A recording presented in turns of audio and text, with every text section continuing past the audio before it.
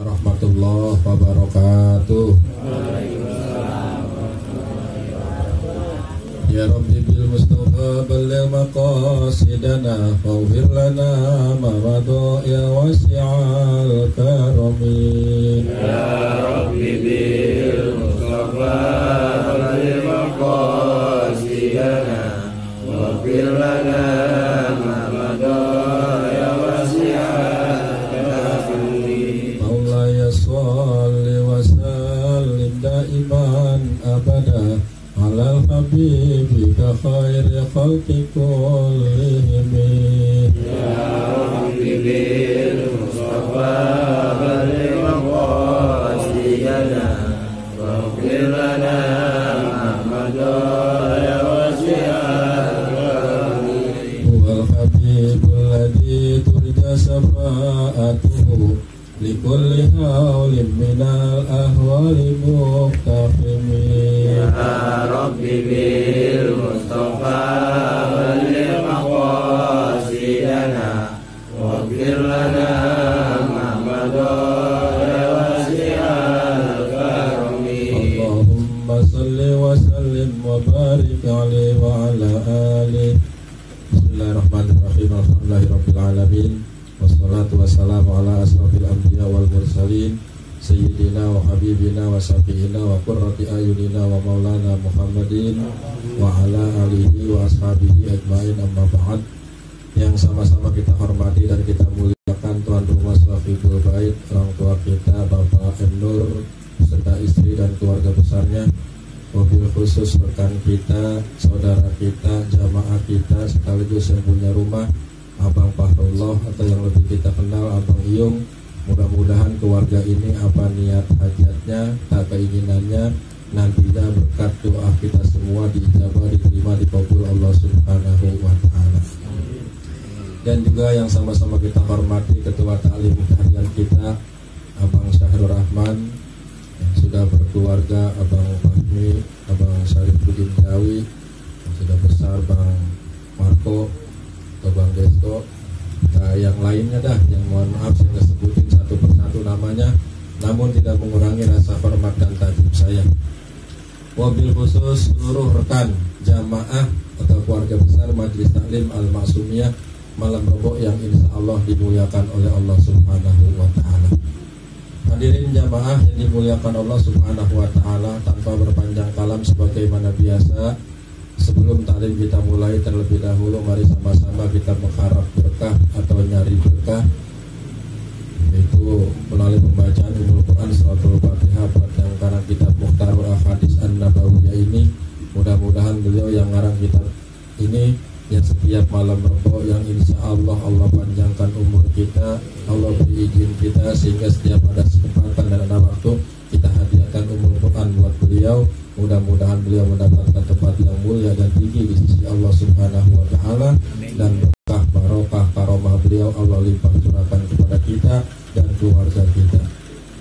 Bismillahirrahmanirrahim. Al-Fatihah li Shafibit Ta'lim Mukhtarul Ahadits An-Nabawiyah Al-Imam Al-Alim Al-Fadil Al-Marhum Syekh Ahmad Al-Hashimi wa hadratin Nabi Muhammadin Mustafa Rasulillah sallallahu alaihi wasallam. Al-Fatihah. A'udzu billahi minasy syaithanir rajim. Bismillahirrahmanirrahim. Alhamdulillahi rabbil alamin arrahmanir rahim maliki yaumiddin.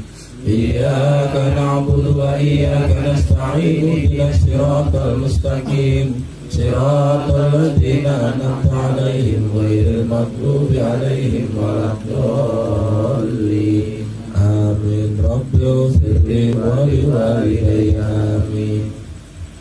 Hadirin jamaah yang dimuliakan Allah Subhanahu wa ta'ala, marilah sama-sama kita pelajari sebuah hadis Rasulullah sallallahu alaihi wasallam yang diriwayatkan oleh Imam At-Tabarani, sumber dari Abi Bakr, di mana isnani ada dua perkara yu'ajjiluhumallahu, yang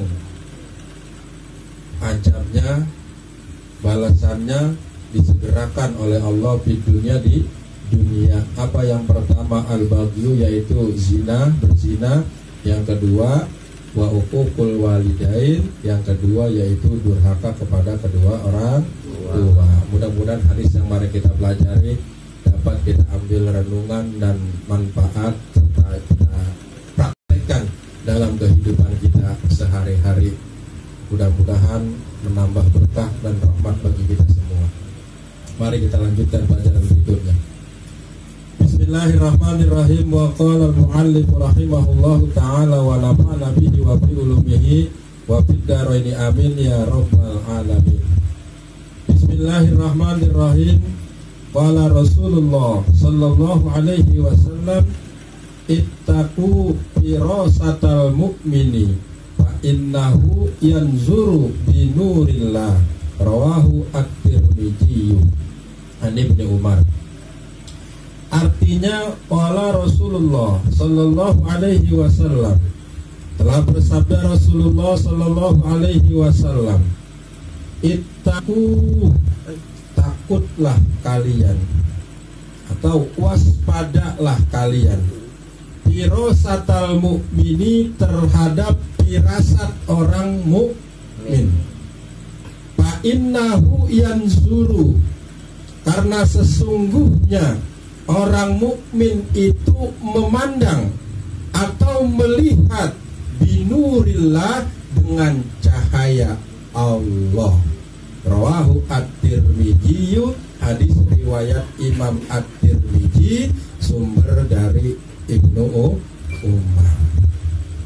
Hadis yang kita pelajari malam ini ya, atau kita pelajari malam ini adalah sebuah firasat orang mukmin, di mana Rasul tadi bersabda, takutlah kalian, waspadalah kalian terhadap firasat orang mukmin, ya, karena sesungguhnya firasat orang mukmin atau pandangan orang mukmin itu berdasarkan cahaya Allah. Hadis yang kita pelajari malam ini ngasih tahu kita, ngunjukin kita agar kita berhati-hati dan waspada dari firasat atau pandangan orang mukmin. Kenapa? Karena ya, mereka atau orang mukmin itu mengetahui, bisa membaca diri kita. Hati-hati. Orang kalau udah bersih hatinya, ente diam dibaca, ya, jebol aja ukuran ente dibaca, ya, ada ketahuan kan dibaca, dosanya banyak banget ini, ya ketahuan, tuh, ya. Nah, adapun orang mukmin yang dimaksud dalam hadis yang kita pelajari malam ini bukan sembarang mukmin, ya. Mukmin yang dimaksud adalah orang yang imannya sempurna, orang yang keimanannya sempurna. Seperti apa sih iman sempurna itu? Jawabannya ada di sebuah hadis, ya, riwayat Imam Ahmad, sumber dari Abu Hurairah, di mana Rasulullah Shallallahu Alaihi Wasallam bersabda sebagai jawaban atas keimanan yang sempurna. Rasul bersabda, akmalul mu'minina imanan ahsanuhum khuluqa. Orang mukmin yang paling sempurna imannya ialah orang yang paling baik akhlaknya. Tuh, ya. Jadi orang mukmin yang paling sempurna imannya adalah orang yang paling baik akhlaknya. Kenapa? Karena dua hal ini berhubungan. Istilah kata boleh kita istilahkan antara pohon dan buah. Pohon yang baik akan menghasilkan buah yang bermanfaat bagi sekelilingnya atau lebih khusus bagi manusia.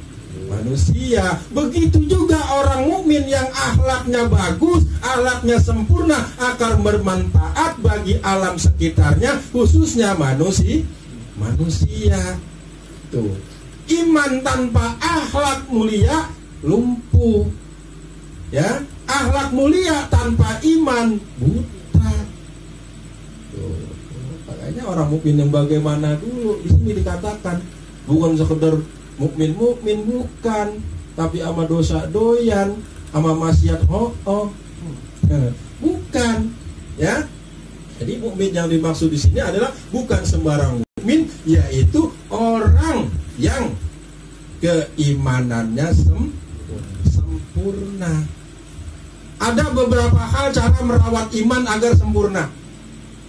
Yang pertama, iman harus diberi asupan makanan yang bergizi dan pakaian yang bagus. Ya, makanannya iman adalah ibadah, amal soleh, dan amal-amal yang lainnya, serta berzikir dan berpuasa hanya mengharap ridho dari Allah. Tuh makanannya iman yang bergizi, ya. Sedangkan pakaian yang bagus bagi iman adalah apa? At-taqwa, yaitu takwa. Apa sih pengertian takwa? Takwa pengertiannya adalah mengerjakan perintah-perintah Allah dan menjauhi segala larangan-larangan Allah. Tuh, ya, itu yang pertama, harus iman kita harus bungkus dengan ketakwaan. Yang kedua, iman harus, ya, diberi nasihat dan diikat dengan tali akidah yang kokoh sehingga nantinya akan muncul, yaitu mahkotanya iman atau perhiasannya iman. Apa mahkotanya iman? Apa perhiasannya iman? Yaitu al-haya'u, kata Nabi, malu. Ya, artinya malu kepada Allah jika meninggalkan perintah-perintah Allah, dan malu kepada Allah jika mengerjakan larangan-larangan Allah. Tak kala ada orang beriman, dia ngaku beriman tapi kagak mau sholat, berarti imannya belum memiliki perhiasan.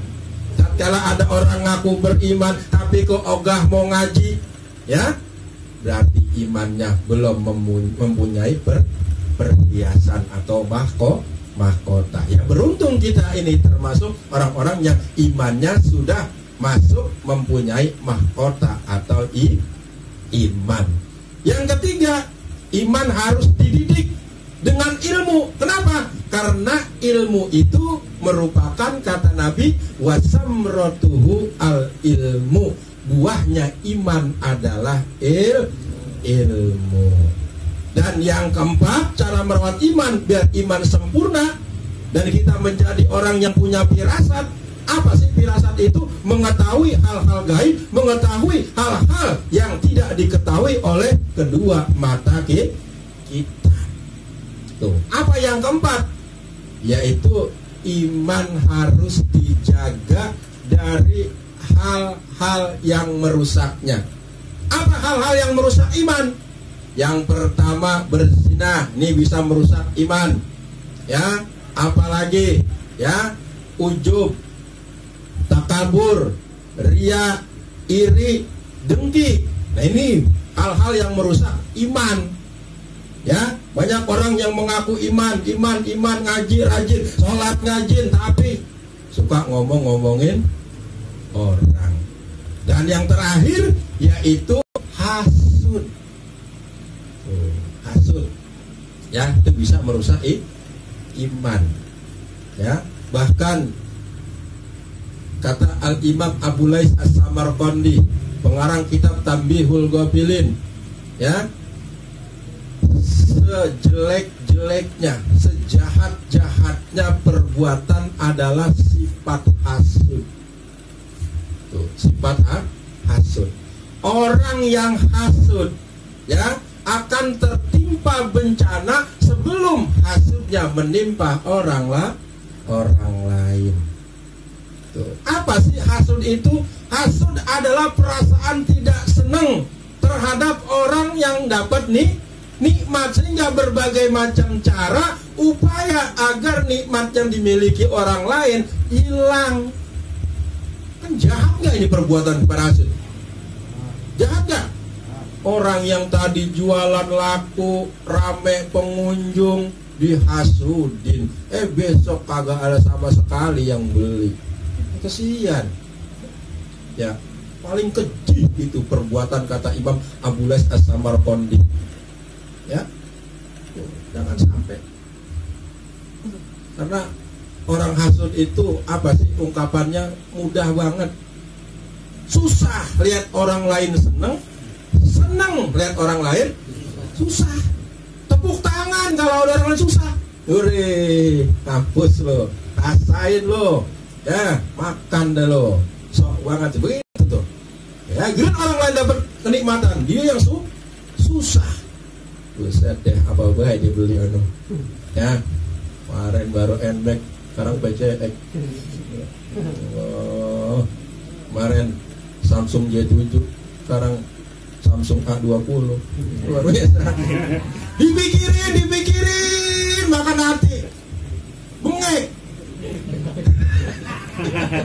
Orang tetangganya yang beli kulkas, dia yang masuk aan. Impus. Nah, masa tinggal Senin Kemis udah kayak gergaji, kraker. Orang tetangganya beli mobil, dia masuk BNI.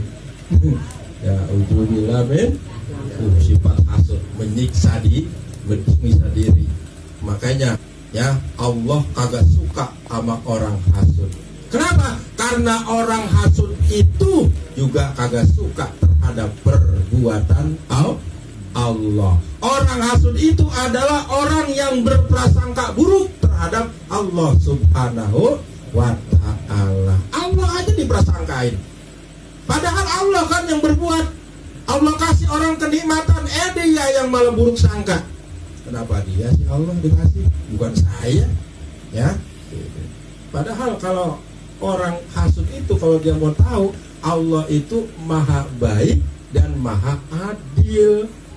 Tuh, Allah itu maha baik, maha adil. Dan jangan anggap sepele ini perkara hasud. Jangan anggap ringan ini perkara hasud.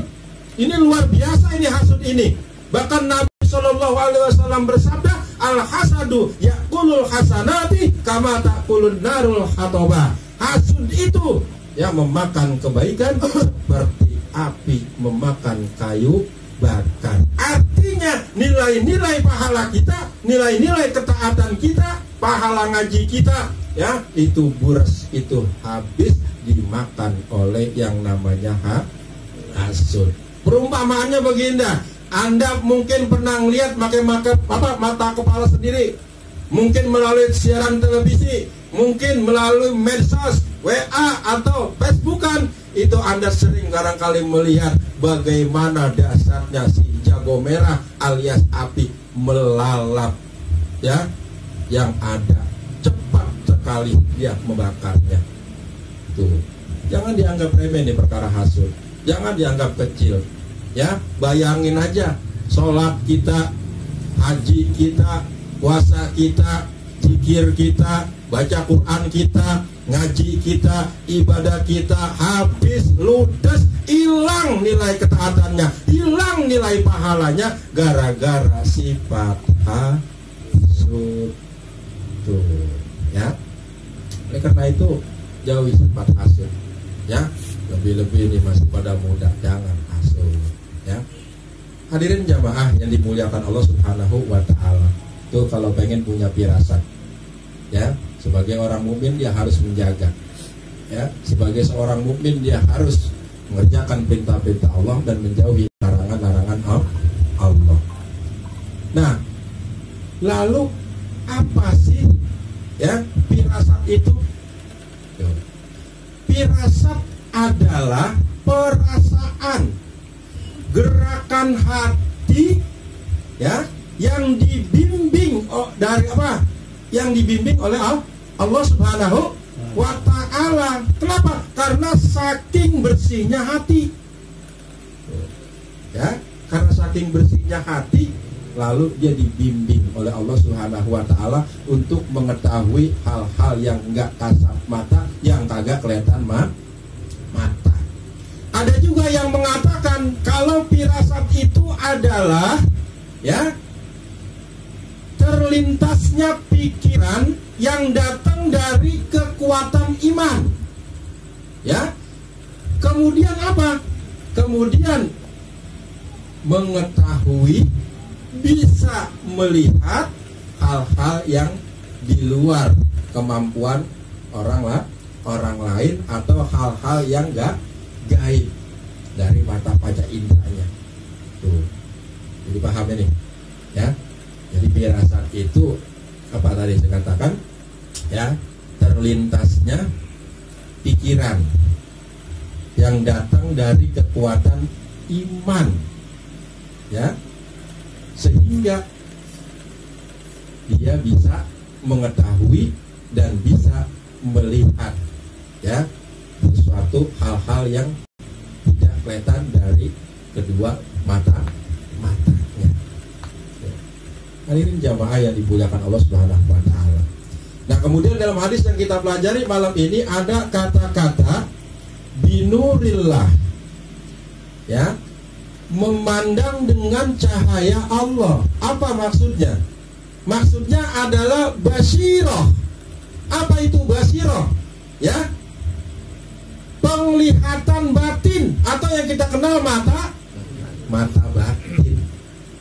Orang kalau udah punya ilmu batin luar biasa, bisa membaca gerak-gerik musuh, bisa membaca jurus-jurus lawan bergerak begini, ketahuan kebaca dia kesono nih, ya, dia bakal menendang, ketahuan dia menendang kayaknya, begitu.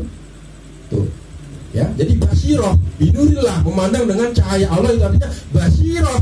Apa basirah itu? Penglihatan batin atau mata batin. Karena basirah itu nantinya akan memancarkan ilmu, yang ilmu itu disebut ilmu firasat. Ya. Nah, oleh karena itu sekali lagi melalui hadis yang kita pelajari malam ini bahwa Rasulullah betul-betul ngasih tahu kita, nunjukin kita bahwa firasat orang mukmin itu ada, ya.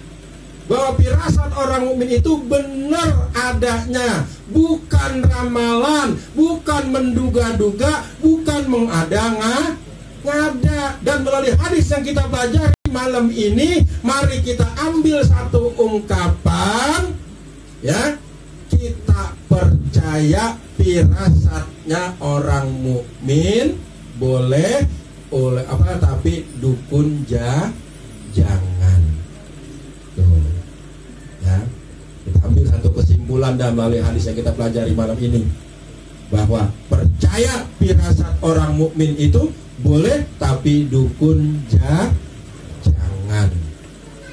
Ya, kenapa? Suatu hari Imam Syafi'i dan sahabatnya yang merangkap sekaligus gurunya yang bernama Al-Imam Muhammad Al-Hasan pernah duduk. Ketika duduk-duduk lewatlah seseorang. Imam Syafi'i mengatakan, aku tahu itu orang kerjaannya tukang kayu. Aku juga tahu itu orang pekerjaannya pandai besi. Ya, wah, akhirnya mari kita tanya, ayo kita tanya. Akhirnya Imam Syafi'i, Imam Muhammad Al-Hasan nanya dan dua-duanya. Kalau bahasa kita, Mas, kerjaannya pertama kata Imam Muhammad Al-Hasan, Mas, pekerjaannya pandai besi ya? Iya, dulu pekerjaan saya pandai besi, tapi sekarang pekerjaan saya tukang kayu. Ya, dirasa. Kenapa? Udah kebuatan dekat sama Allah. Ya, udah kebuatan dekat sama Allah. Imannya mantap, takwanya mantap, akhlaknya luar biasa. Akhlaknya kepada orang begini luar biasa cakepnya. Akhlaknya kepada Allah ketika sujud, kagak pernah bercanda sholat. Ya, kalau udah kebuatan cakep, udah kebuatan dekat hatinya sama Allah, udah kebuatan bersih hatinya sama Allah. Tuh Anda kalau pengen punya ilmu firasat, caranya bersihkan hati, dekatkan Allah Subhanahu wa ta'ala. Imam Syafi'i adalah orang yang pandai firasat.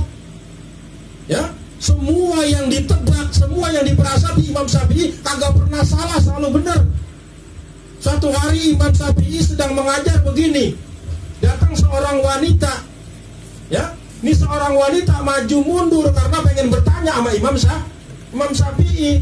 Ya, maju mundur karena banyaknya jamaah laki-laki. Akhirnya wanita tersebut ngelemparin apel merah kepada Imam Syafi'i. Dilempar nih apel merah. Tuh Ping. Ya, disambar sama Imam Syafi'i, ditangkap, udah diiris pakai pisau sedikit, ya, diambil nih irisan belahannya Imam Syafi'i, dilemparin lagi sama tuh wadon, ting, ditangkap sama wadon, dilihat paham, udah berangkat nih wadon pulang. Selesai pengajian, Imam Syafi'i ditanya sama muridnya, salah seorang muridnya, wahai Imam, tadi apa itu maksudnya wanita lempar apel merah, kemudian kamu kamu iris sedikit, kemudian kamu lempar, wanita itu pun pergi, kok kayak paham? Apa maksudnya wahai Imam? Kau pun paham apa maksud wanita tersebut? Wahai muridku, tadi seorang wanita itu adalah wanita yang sedang haid. Dia sebenarnya ingin bertanya karena banyak laki-laki di sini, lalu dia pakai firasat terhadap saya. Dia ingin bertanya kapan wanita haid boleh melakukan sholat. Tuh. Makanya aku kasih goresan atau belahan apel yang berwarna merah. Artinya apa? Kau boleh mengerjakan sholat setelah kau dari merah sampai putih seperti dalamnya apel. Artinya ketika darahmu sudah bersih. Lu paham begitu? Biasa kalau penanya muka begitu. Lemparin semangka, gue tangkap. Kemudian ya, atau lemparin jeruk, atau pil. Ya. Ini mah kita kadang-kadang boro-boro lemparin itu. Orang udah pakai istirahat aja kok. Agak paham. Kenapa sih? Kalau begini baru paham dong. Oh, betul, rokok, paham berarti firasat luar biasa. Sama juga paham, Komar gak? Paham. Rokok. Tuh, ya. Itu, ayo coba lah. Dan di antara kita masa nggak ada ini yang hatinya jernih, bening. Usahakan, ya, usahakan. Tuh. Tapi sekarang belakangan ini banyak sekali ya. Ya banyak sekali apa maksudnya?